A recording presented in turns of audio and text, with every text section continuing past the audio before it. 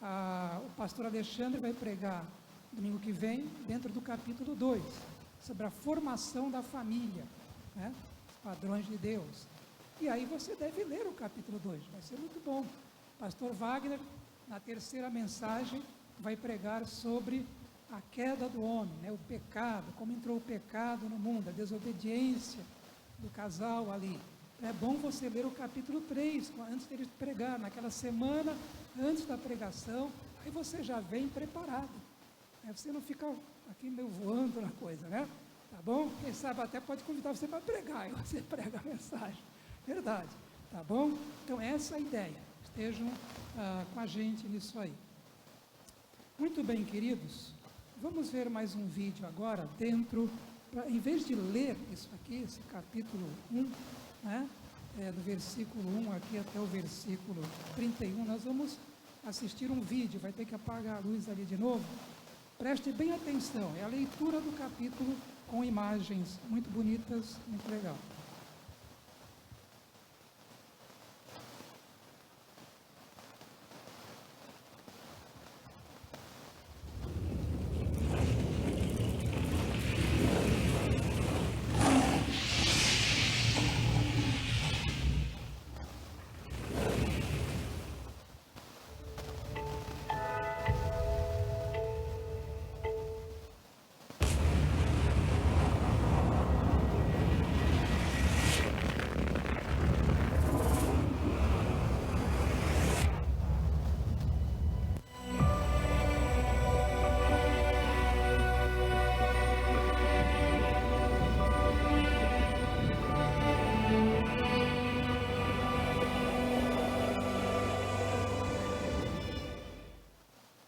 Gênesis, capítulo 1.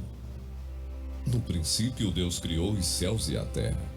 A terra era sem forma e vazia.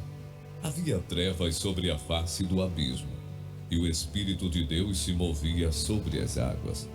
Então Deus disse: haja luz, e houve luz. E Deus viu que a luz era boa, e fez separação entre a luz e as trevas. Deus chamou a luz dia, e chamou as trevas noite. Houve tarde e manhã, o primeiro dia. E Deus disse: haja um firmamento no meio das águas, e separação entre águas e águas. E Deus fez o firmamento, e a separação entre as águas debaixo do firmamento, e as águas acima do firmamento. E assim aconteceu. E Deus chamou ao firmamento céus. Houve tarde e manhã, o segundo dia. E Deus disse: ajuntem-se as águas debaixo dos céus, num só lugar, e apareça a porção seca. E assim aconteceu. Deus chamou a porção seca terra, e ao ajuntamento de águas chamou mares. E Deus viu que isso era bom. E Deus disse: que a terra produza relva, ervas que deem semente, e árvores frutíferas que deem fruto segundo a sua espécie, cuja semente esteja no fruto sobre a terra. E assim aconteceu. E a terra produziu relva, ervas que davam semente segundo a sua espécie, e árvores que davam fruto, cuja semente estava nele, conforme a sua espécie. E Deus viu que isso era bom. Houve tarde e manhã, o terceiro dia. E Deus disse: que haja luzeiros no firmamento dos céus, para fazerem separação entre o dia e a noite, e sejam eles para sinais, para estações, para dias e anos. E sirvam de luzeiros no firmamento dos céus, para iluminar a terra. E assim aconteceu. Deus fez os dois grandes luzeiros, o maior para governar o dia, e o menor para governar a noite.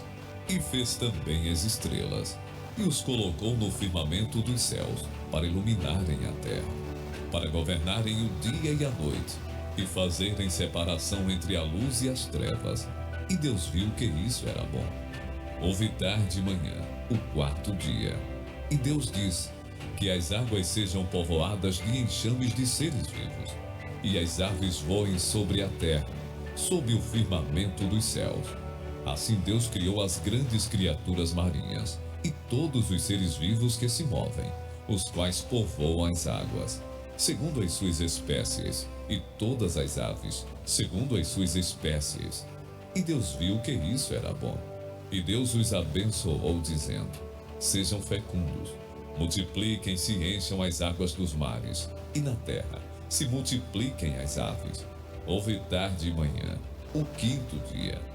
E Deus disse: que a terra produza seres vivos, conforme a sua espécie, animais domésticos, animais que rastejam e animais selvagens, segundo a sua espécie. E assim aconteceu.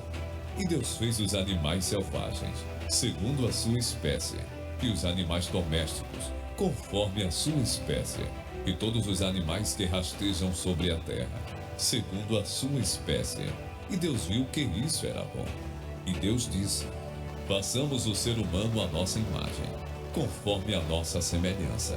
Tenha ele domínio sobre os peixes do mar, sobre as aves dos céus, sobre os animais domésticos, sobre toda a terra e sobre todos os animais que rastejam pela terra.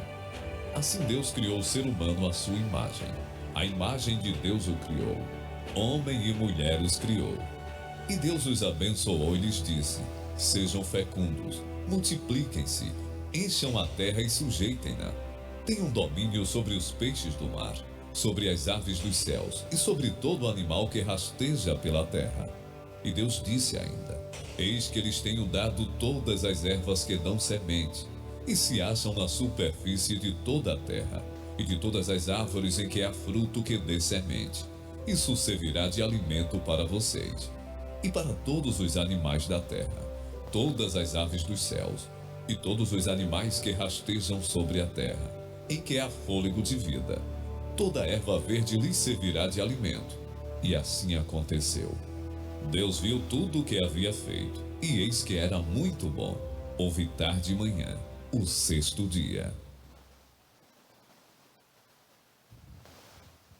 Precisa acender agora a luz aí, né? Muito obrigado. A verdade é pela fé que nós, cristãos, entendemos, né, que todo o universo foi criado por Deus.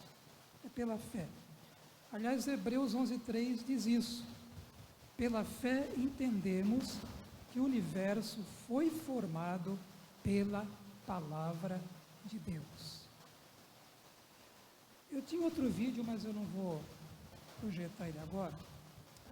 Eu queria aqui fazer algumas observações e tirar algumas lições desse texto de Gênesis. Tá? Alguns estudiosos do relato bíblico, esse relato da criação de Gênesis, entende que o termo dia se refere a uma era, uma época, tá? Um ciclo, um período, e não um dia de 24 horas. Um espaço de tempo indefinido, de muitos anos. Outros creem que o termo dia está se referindo a um dia de 24 horas. Então, nesse caso, o mundo teria sido criado literalmente em 6 dias. É uma discussão, né, entre cristãos estudiosos sobre isso. Por exemplo, sobre esse pensamento, né, de que o mundo foi realmente criado em 6 dias, e aqui seriam dias de 24 horas, nós temos um professor Adalto Lourenço, que é famoso, né, conhecido de muitos irmãos, um cientista cristão, e ele defende, com argumentos, né, esse pensamento, que o mundo foi criado em 6 dias realmente. No primeiro dia da semana aqui, vocês percebem isso, quem leu, por isso que eu digo, lê que você fica, né, mais fácil. Primeiro dia da semana, Deus disse o quê? Haja o quê? Haja luz.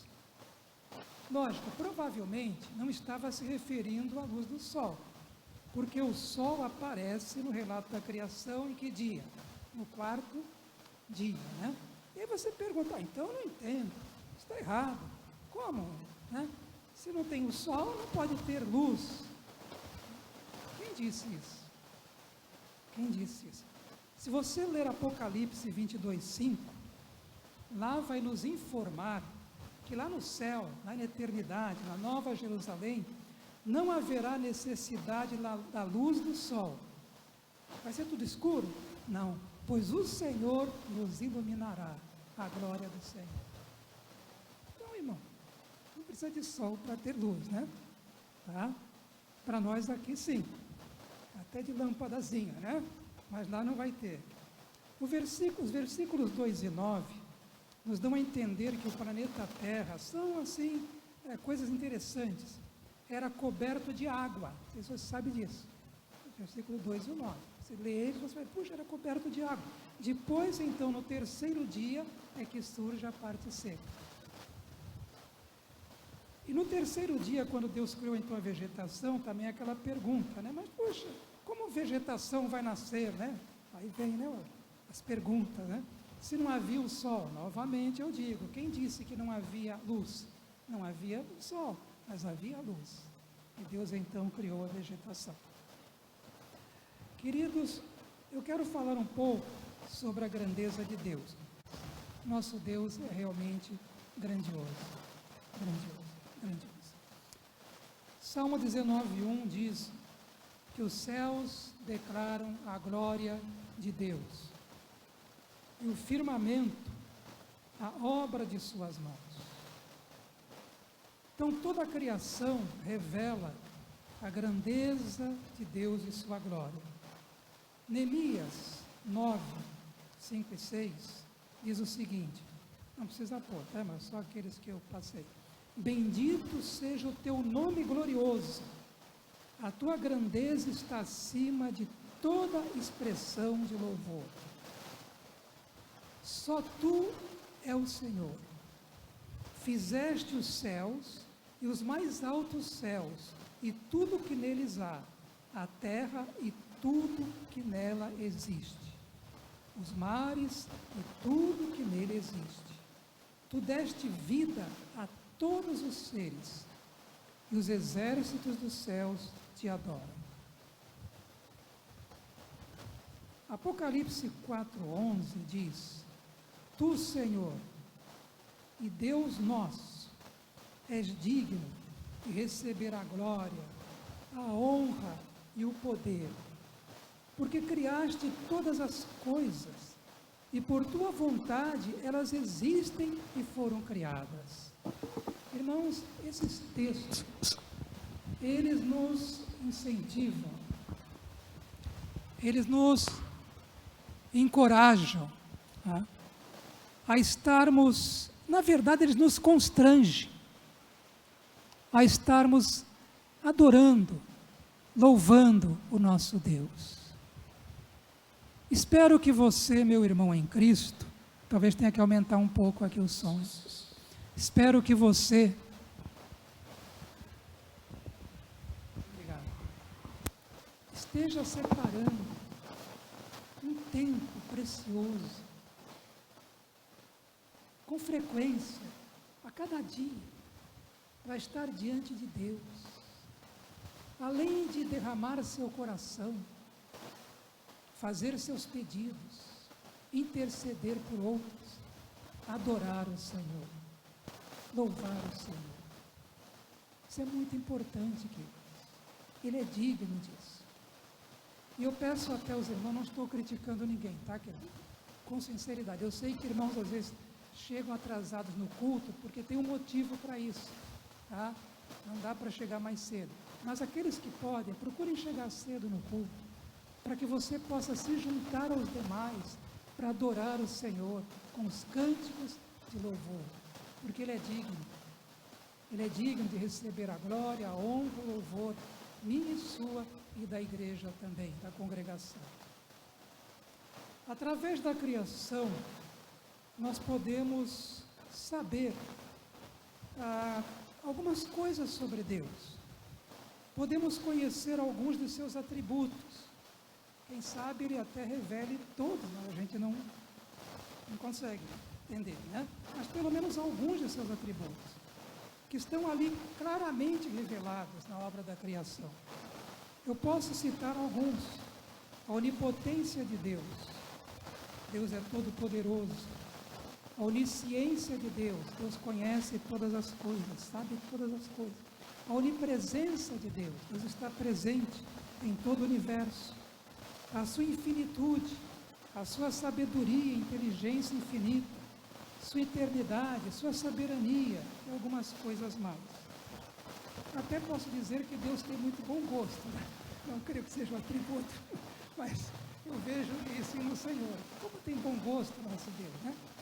Como as coisas são bonitas, né?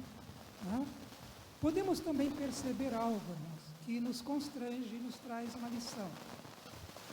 Podemos perceber que Deus é um Deus de lei e ordem. Ele fez tudo de forma organizada, não é isso? Inteligente, com propósito, fez tudo com excelência, tudo muito bem feito.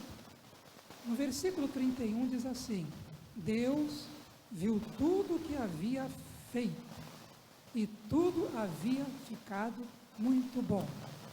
Ele não diz assim, olha, ficou mais ou menos, deixa assim mesmo. Foi assim que Deus falou? Não foi. É assim que a gente fala, às vezes e muitas vezes. Não houve gambiarra na criação, nem quebra-galho. Houve? Não houve na obra da criação. É uma lição para nós. Devemos fazer as coisas da melhor maneira possível. Amém? Verdade.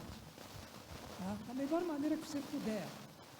É claro que alguns irmãos têm mais capacidade, mais conhecimento, mais estudo que outros, até mais vigor, ou sei lá, né? Tá?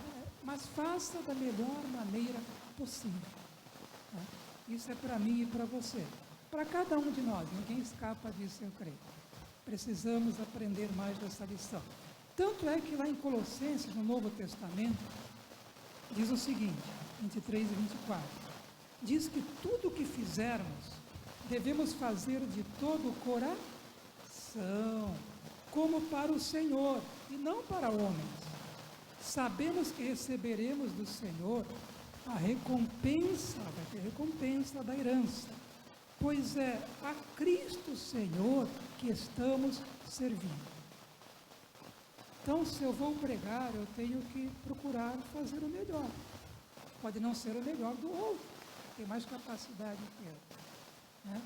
Mas tenho que procurar fazer o melhor. Se eu for cantar, tocar, eu vou procurar fazer o melhor. E tudo que a gente faz na obra de Deus. Tá? Mas uma coisa interessante, irmãos, mesmo que Deus se revele através da criação, há aqueles que estão com o coração fechado para ouvir a voz de Deus, não é verdade? Em toda a revelação, porque a Bíblia fala, os céus manifestam a glória de Deus. Mas aqueles que estão com o coração fechado. E lá em Romanos, no capítulo 1, tem ali 2 versículos que falam que o seguinte, que essas pessoas que fecham o coração, tá, para essa revelação de Deus na criação, elas são indesculpáveis. Porque ainda que Deus tenha se revelado por meio da criação, elas não o glorificaram como Deus. Mas seus pensamentos se tornaram fúteis e o coração insensato se obscureceu. E dizendo-se sábios, tem muitos assim, né? Tornaram-se loucos. O resultado, o que é? É uma sociedade envolvida com todo tipo de pecado. Não é assim que nós vemos? Uma sociedade assim? Com certeza é. Mas uma coisa que nós vemos, no versículo 26 e 27, se você quiser pôr o 26 e 27, pode pôr, tá? Se quiser pôr. O texto diz assim, façamos o homem a nossa imagem, conforme a nossa semelhança. Eu quero só chamar a atenção, dizem os entendidos em hebraico, eu queria muito ter estudado hebraico na minha época, mas não deu tempo. A gente trabalhava quase 10 horas por dia e depois ia para a faculdade e o professor já desanimou a gente. Ó, você saber as línguas originais, tem que estudar pelo menos 1 hora por dia para saber mesmo, para valer. Aí a gente não tinha muito tempo. O tempo que a gente tinha que estudar várias matérias, né? Até de madrugada. Então não deu para ficar bom em hebraico. Passei raspando em hebraico, mas já esqueci tudo. né? Faz tempo. E o texto, então, diz os estudiosos que essa palavra, façamos o homem, não é o homem do sexo masculino, é a espécie humana, o ser humano. Tá? Aqui nesse caso é isso. A espécie humana, o ser humano. Porque Deus, façamos o homem, façamos o ser humano. Então não é só o homem que é a imagem e semelhança, amém, né? As mulheres também são a imagem e semelhança de Deus. Porque tem aqui uns engraçadinhos que pegam o versículo, tá lendo? O homem é que é a imagem e semelhança, mulher não. Não, está fora, né? Irmãos, há duas opiniões sobre o façamos entre os estudiosos, os teólogos, né? Uns entendem que aqui Deus está falando, usando o tal de plural de majestade, está falando até consigo mesmo, para si mesmo. Como a gente às vezes fala, a gente não faz assim. Você está ali com pessoas até, você fala assim, pessoal, agora é o seguinte, vamos para casa comer, e você vai comer, não é que os outros vão. Você já fez isso? A gente fala isso, agora vamos fazer isso. E você vai e faz. Quem já fez isso? Já falou isso assim? Eu já fiz. Vamos fazer isso agora, né? Você fala para você mesmo, né? Vamos fazer isso agora. É preciso. Então, alguns entendem que é assim, tá? Que é assim que Deus está fazendo. Outros entendem que aqui Deus está revelando, na verdade, a sua triunidade. O Pai, o Filho e o Espírito Santo. Bom, mesmo que não seja essa segunda correta, eu creio que é, tá? Mas, na verdade, tanto o Pai, quanto o Filho, quanto o Espírito Santo estavam presentes e agindo na criação. A Bíblia mostra isso em outros textos, não depende desse aqui. Começa em Gênesis. Veja o versículo 2. Diz assim, que o Espírito de Deus se movia sobre a face das águas. Lá estava o Espírito Santo na criação, agindo, se movendo na criação. E Jesus, então, nem se fala no Novo Testamento, né? Não se fala, quer dizer, se fala, né? A expressão foi no outro sentido. Hebreus 1:2 diz que o universo foi feito por meio do Filho Jesus Cristo e que Ele está sustentando todas as coisas por sua palavra poderosa. Em Colossenses 1:16, diz que todas as coisas nos céus e na terra, as visíveis e as invisíveis, foram criadas por Ele, Jesus Cristo, e para Ele. Nós lemos isso no início do culto, amém? Lembram disso? Então, queridos, lá estava Deus, o Deus único, o Deus triuno, Pai, Filho e Espírito Santo na criação. Glória a Deus, amém? Amém, irmãos, amém. Também nós vemos aqui, façamos o homem a nossa imagem, vocês viram no texto, conforme a nossa semelhança. Apenas o ser humano foi criado assim, não diz de alguma outra criatura isso. Apenas quando Deus criou o homem, né, falou assim, olha, vai ser criado a nossa imagem e semelhança. Não é fisicamente, tá, irmãos? A Bíblia fala, Deus é Espírito.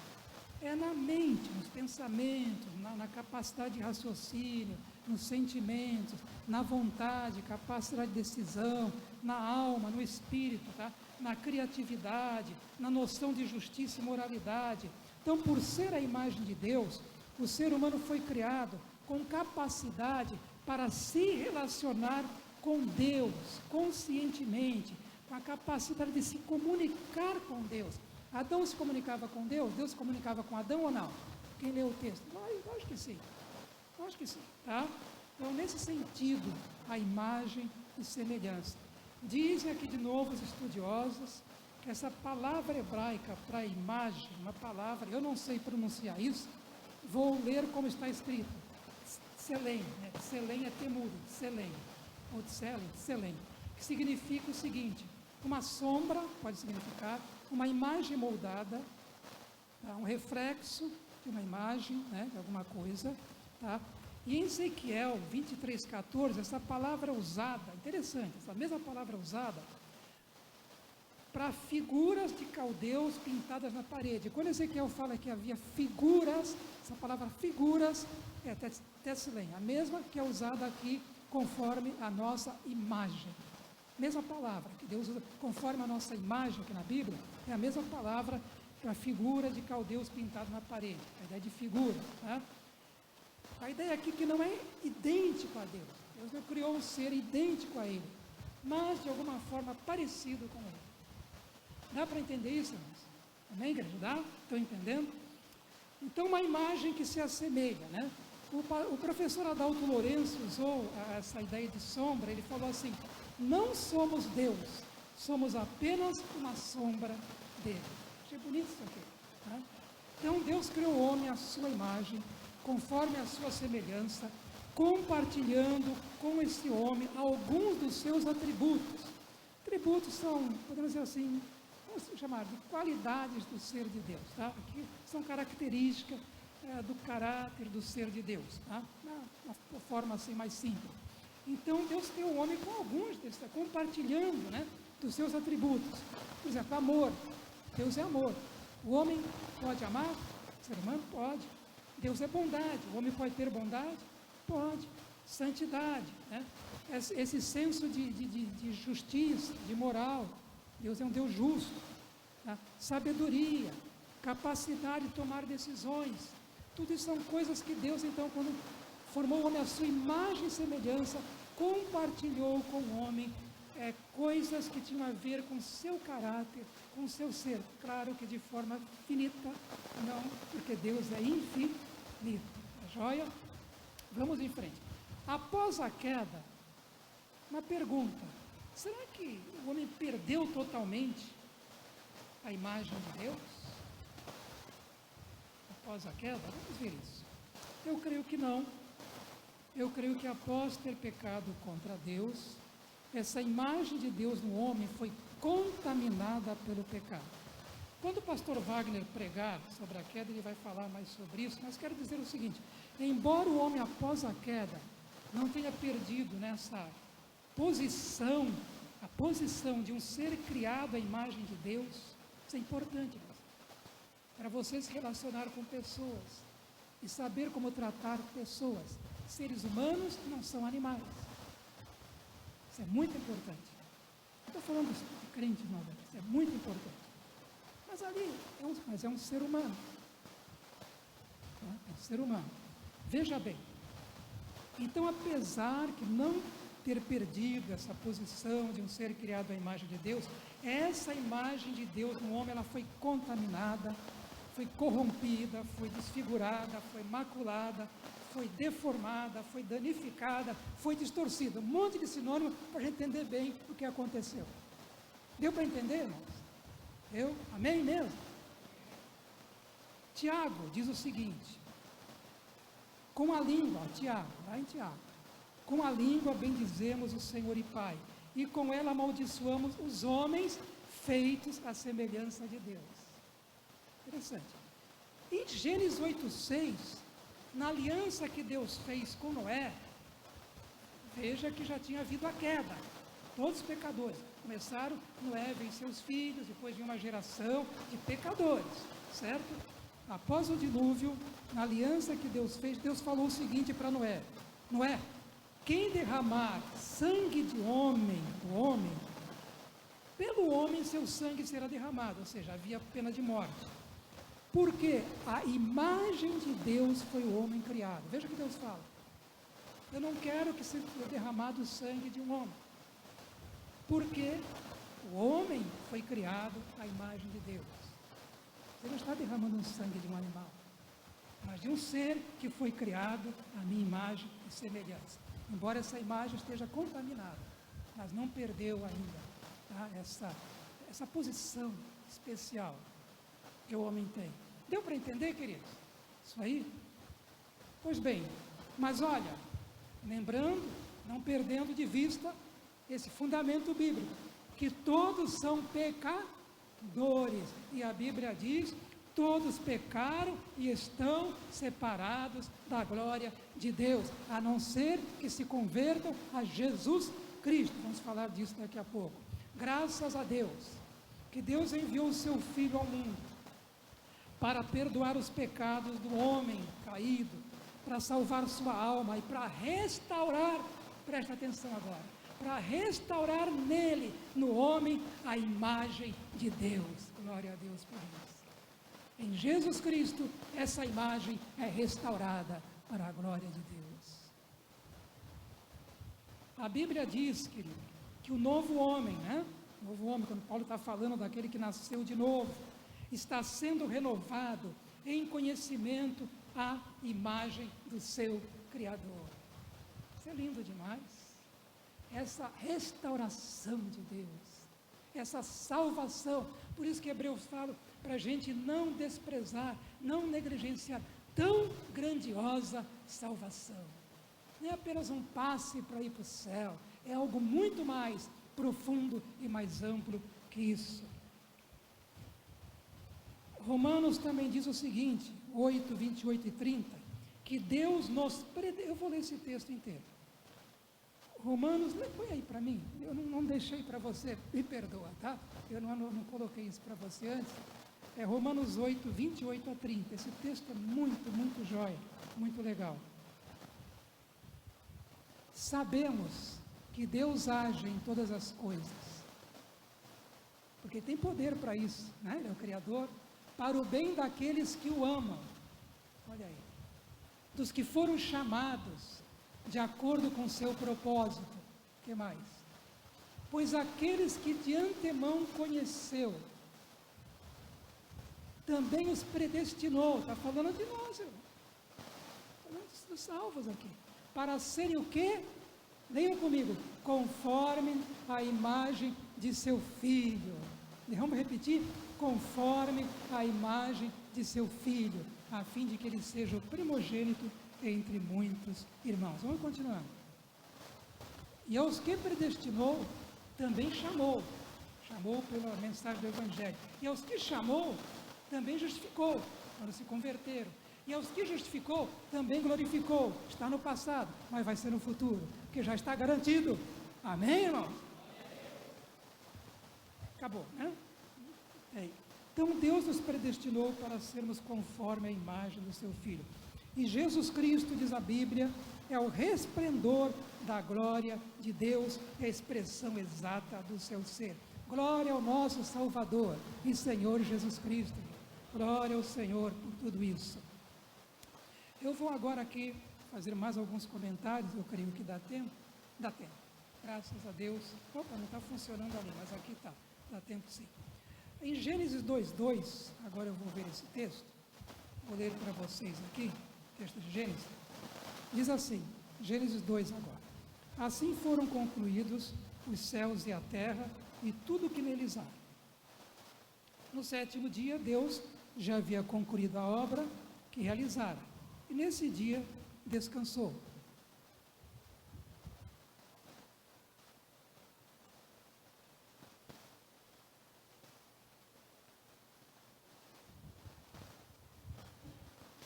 Abençoou Deus o sétimo dia e o santificou, porque nele descansou de toda a obra que realizara na criação. Irmãos, Deus fica cansado? Tem certeza? Você conhece algum texto bíblico? Tem, não tem? Isaías 40, versículo 28 é um deles. Deus não se cansa e nem fica exausto. Deus não se cansa. Não é cansar. Aliás, diz que o texto hebraico, a palavra hebraica aqui, dá a ideia de ele cessou. Ele cessou, porque a obra tinha acabado, aquela obra tinha acabado. Ele cessou aquele trabalho, porque Deus não se cansa. Tá? E aqui também Deus estabeleceu um padrão para o homem, muito importante, que ele deve trabalhar 6 dias, mas tem que descansar. Cuidado com isso. Só trabalhar 7 dias por semana, e trabalha para ganhar dinheiro. Aí daqui a pouco o coração, puf, e aí? Não é? Aqui é um padrão, Deus está deixando um padrão aqui para o ser humano. Padrão, tá? Tanto é que depois que o povo de Israel foi lei, trabalharás nos 6 dias e no 7º descansará. No versículo, vamos continuando aqui. Esta é a história das origens, versículo 4, dos céus e da terra, no tempo em que foram criados.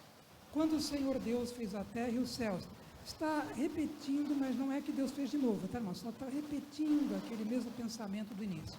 Ainda não tinha brotado nenhum arbusto no campo, nenhuma planta havia germinado, porque o Senhor Deus ainda não tinha feito chover sobre a terra, e também não havia homem para cultivar o solo. Todavia brotava a água da terra e irrigava toda a superfície do solo. Quero me prender aqui agora. Então o Senhor Deus formou o homem do pó da terra. Interessante isso aqui, tá? Então o Senhor Deus formou o homem do pó da terra e soprou em suas narinas o fôlego de vida, e o homem se tornou um ser vivente. Como eu disse, o homem foi formado de uma forma especial do pó da terra.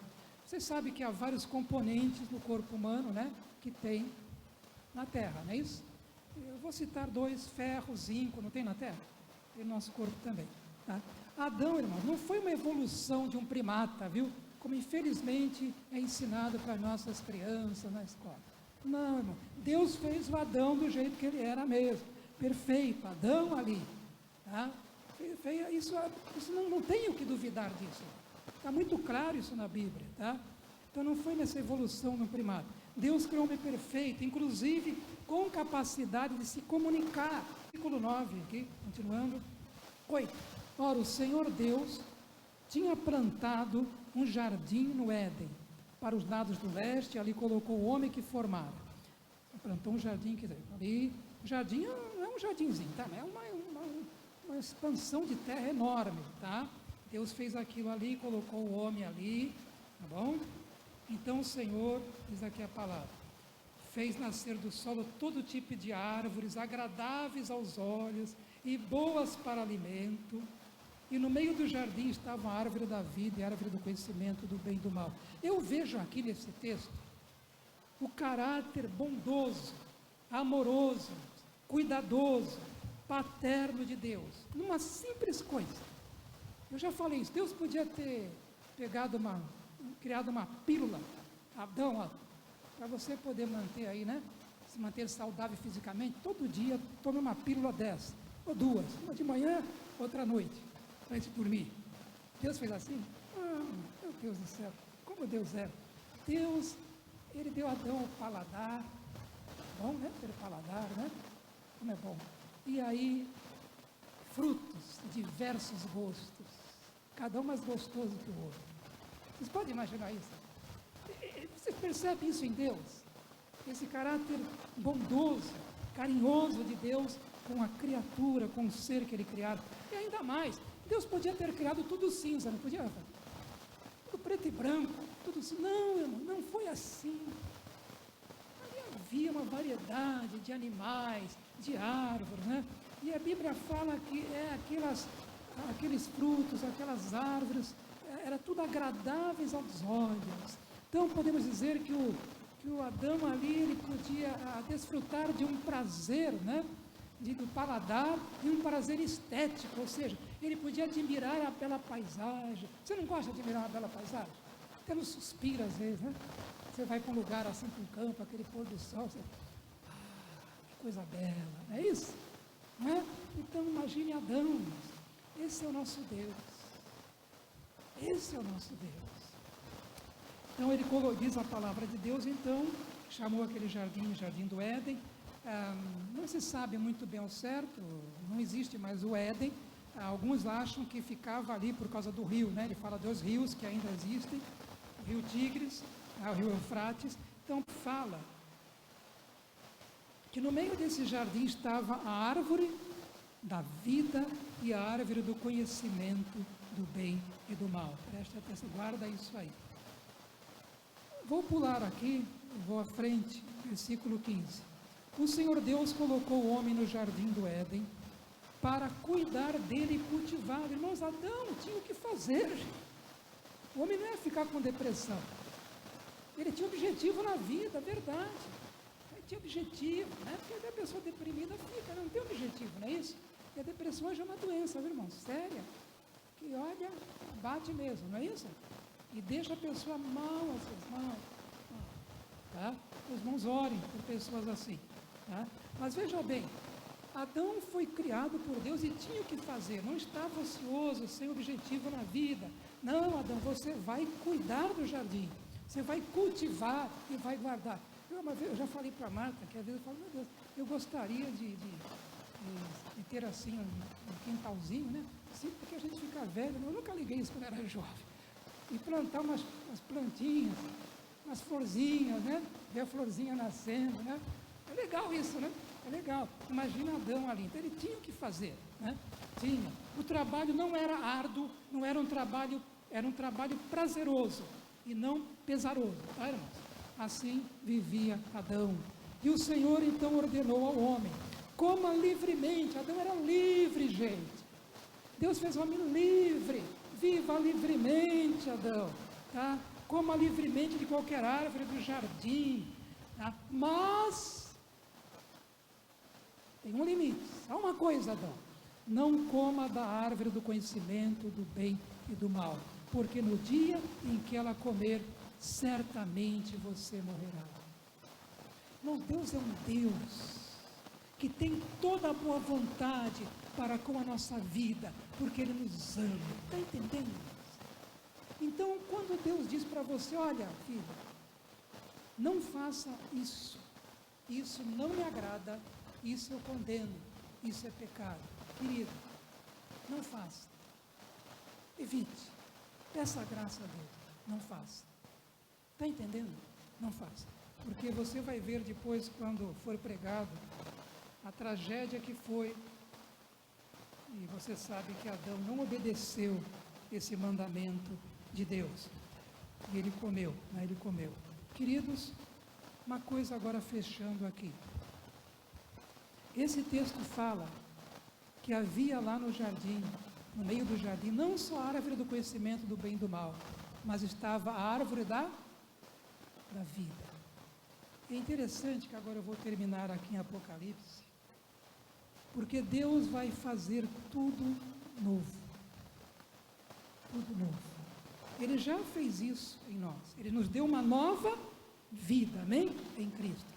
Essa vida está aqui, acontecendo. Nós estamos sendo transformados de glória em glória, conforme a imagem de Deus, a imagem de Cristo. Amém? Agora eu vou terminar lendo Apocalipse 21, pode pôr aí, do versículo 1 ao 4. Agora estou encerrando com 2 leituras apenas. E a gente vai para casa, espero que edificados, que Deus queira. Então, olha o que o nosso Deus vai fazer lá na frente, gente. Então vi novos céus e nova terra, pois o primeiro céu e a primeira terra tinham passado, e o mar já não existia. Vi a cidade santa, a Nova Jerusalém, que descia dos céus, da parte de Deus, preparada como uma noiva adornada para o seu marido. Essa é a igreja do Senhor. Ouvi uma forte voz que vinha do trono e dizia: agora o tabernáculo de Deus está com os homens, com os quais Ele viverá.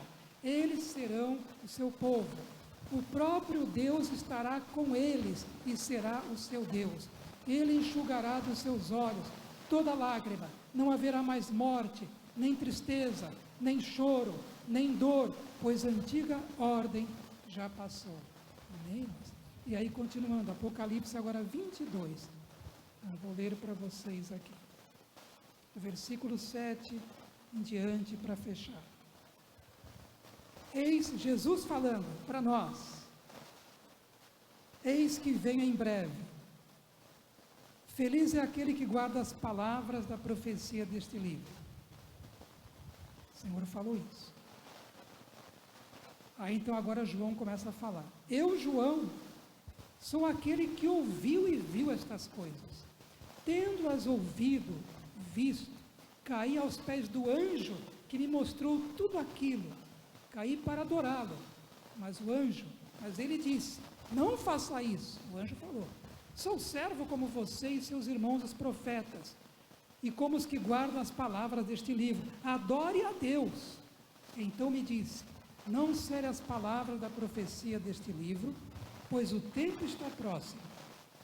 Olha só, o tempo está próximo, presta atenção. Continue o injusto a praticar injustiça. Se é isso que ele quer, vai. É isso que você quer? Vai então praticando injustiça, vai. Continue o imundo na imundícia, é isso que você quer? Então vai. mas continue o justo a praticar justiça. Amém, irmãos? Firmes com o Senhor. E continue o santo a santificar-se. Amém, igreja? Continue o santo a santificar-se. Eis que venho em breve. A minha recompensa está comigo. E eu retribuirei a cada um de acordo com o que fez. Eu sou o Alfa e o Ômega, o primeiro e o último, o princípio e o fim. E agora? Presta atenção nisso agora. A árvore da vida. Felizes os que lavam as suas vestes, e assim tem direito à árvore da vida, e pode entrar na cidade pelas portas. Está lá a árvore da vida. Entendeu? Entendeu isso? Fora ficam cães não é cachorro, tá? A maneira que a palavra diz, pessoas que viviam de forma bem desregrada. Os que praticam feitiçaria vão ficar fora, os que cometem imoralidades sexuais, os assassinos, os idólatras e todos os que amam e praticam a mentira. Eu, Jesus, enviei meu anjo para dar a vocês este testemunho concernentes à igreja. Eu sou a raiz e o descendente de Davi, e a resplandecente estrela da manhã. O Espírito e a noiva dizem: vem, e todo aquele que ouvir, diga: vem para Jesus, né? Quem tiver sede, venha, e quem quiser beber, beba de graça da água da vida. Amém, irmãos? Vamos orar. Alguém esta noite que tem sede de salvação, que quer entregar a sua vida a Jesus Cristo, quer se converter a Jesus Cristo.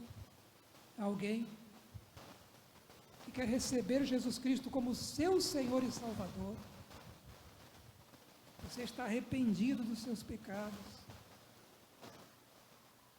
Você quer que o Senhor perdoe, que Ele salve a sua alma, que Ele te dê a vida eterna. E você então, nesse momento, você crê que o sacrifício de Jesus na cruz tem poder para perdoar seus pecados, salvar a tua alma, te dar a vida eterna, transformar o teu coração. Você crê e você quer, você que nunca se converteu, se você quer, levante uma das suas mãos. Amém. A senhora ali. A senhora ali, amém. Pode vir à frente se quiser, eu sei que ela quiser.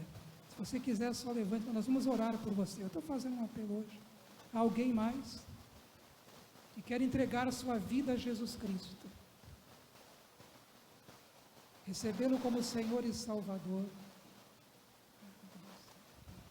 Eu quero pedir que uma senhora venha aqui orar com ela. Há mais alguém? Se você quer que ore por você, você está com a vida espiritualmente fraca, mas você quer oração. Se você quiser, venha à frente. Não precisa, mas se quiser, venha. Alguém vai orar por você. Ou então você estenda a sua mão. Levante a sua mão onde você estiver. Nós temos aqui alguém que está espiritualmente fraco. Amém. Vamos orar. Vocês também. Mais alguém?